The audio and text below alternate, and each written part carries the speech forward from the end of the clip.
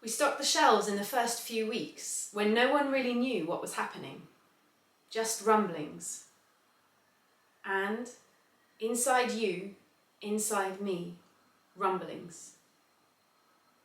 Work went online, intensified, or it went nowhere. Adaptable creatures, humans. I watched, bemused and unsettled, as something shifted in you. You went more than socially distant, far away into a cave where I could not reach nor recognise you.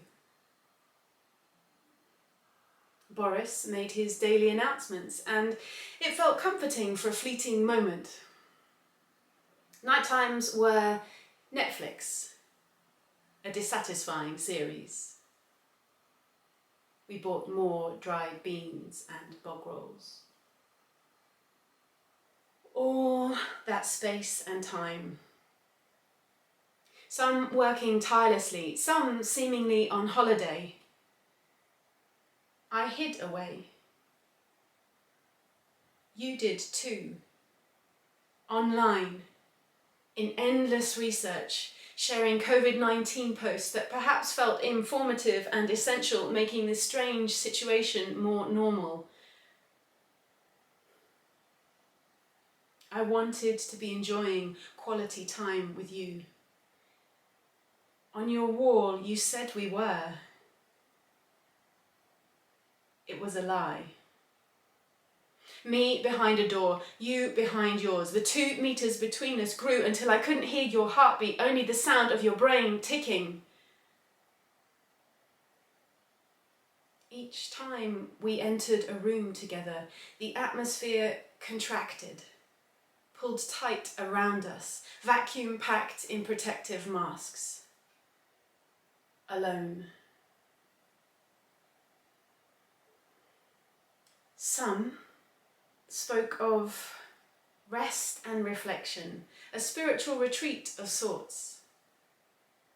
Others, out for their exercise hour, told of new hobbies, renewed enthusiasm, interesting recipes, a decent tan. Parents and carers turned into teachers overnight. The isolated grew more isolated, out of sight.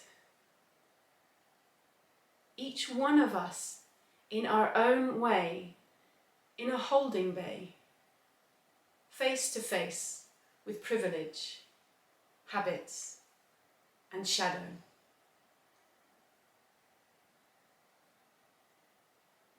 In the sound of all the new, the unknown, and all the old that couldn't be clung to, was silent disbelief. Was this, in the midst of all this, really happening? Many people bounced back, rallied around, making masks, delivering food parcels. Some, with relief or reluctance, slowed down, housebound. Our words became brittle and blunt tools. The more I cried, the more you withdrew, and the more I cried. Neither of us knew what else to do. The 2 meters between us abandoned, as empty as the streets. The pandemic wasn't as frightening as this.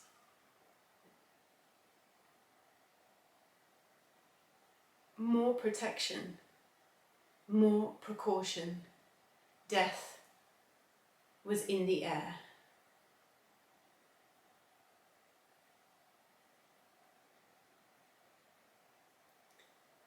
You offered to help me pack.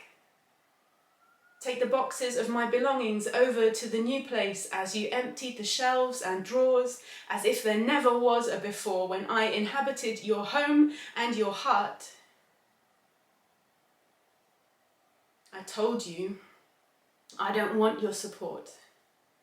I want to relate. Too late.